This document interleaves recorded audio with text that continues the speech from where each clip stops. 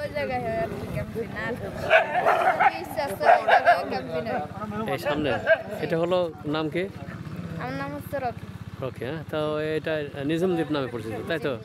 এখানে আমরা কি কি দেখতে পারি? এ ধরুন হরিণ দেখতে পারবেন, অনেক পাখি টাখি দেখতে পারবেন আর কি।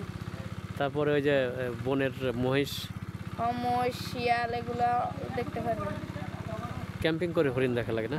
ক্যাম্পিং করে মানে ওরকম করে নৌকা দিয়ে যাইলে দেখতে পাবেন। আচ্ছা আচ্ছা, এটা কি বন্যার সময় এখানে পানি হয়ে যায়? হ্যাঁ, চারদিক পানি হয়ে যায় না? হ্যাঁ, পাশেই সমুদ্র নাকি? জি। এটা কি নাম এই? মানে এটা ছোট নদী আর কি, মানে মেঘনা বলে। মেঘনা নদী। হ্যাঁ, তো প্রিয় দর্শক আমার সাথে থাকুন, আমরা নদীর দিকে আগাচ্ছি। ধন্যবাদ।